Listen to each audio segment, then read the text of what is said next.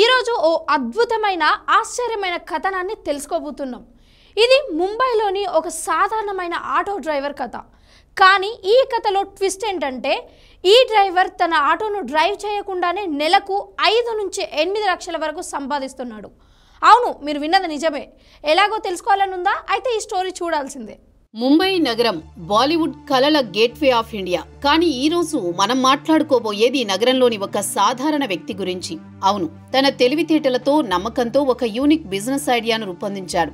ఈ కథ మొదలైంది ముంబైలోని యుఎస్ కాన్సులేట్ వద్ద. ఇక్కడ ప్రతిరోజు వందల మంది వీసా అపాయింట్మెంట్ల కోసం వస్తూ ఉంటారు.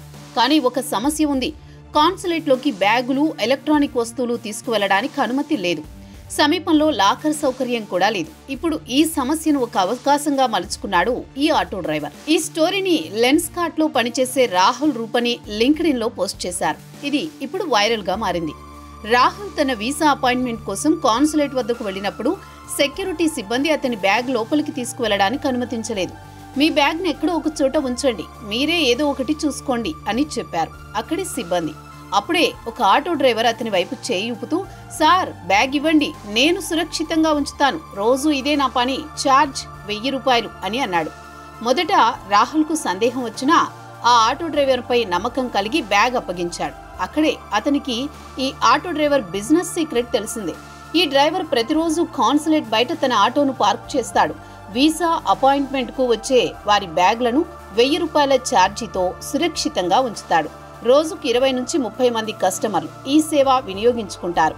అంటే రోజుకు 20,000 నుంచి 30,000 వరకు, నెలకు 5 లక్షల నుంచి 8 లక్షల వరకు సంపాదిస్తున్నాడు.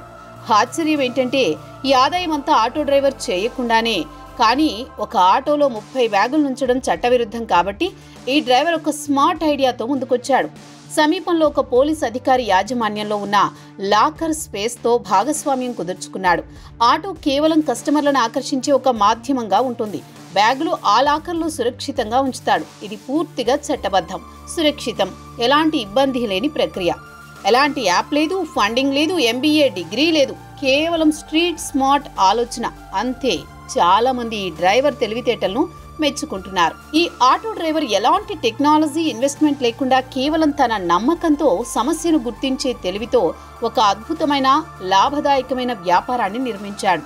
ఇదేదో ఒక ఆటో డ్రైవర్ కథ అనుకుంటే పొరపాటే. ఇది ఒక స్ఫూర్తిదాయకమైన ఎంటర్‌ప్రెన్యూర్‌షిప్ కథ. ఇలాంటి ఐడియాలతో మన చుట్టూ ఉన్న సమస్యలను గుర్తించి వాటిని అవకాశాలుగా మలుచుకోవడం గురించి నేర్చుకోవచ్చు. ఒక ఐడియా జీవితాన్ని మార్చేస్తుంది అంటే ఇదేనేమో. నమస్తే.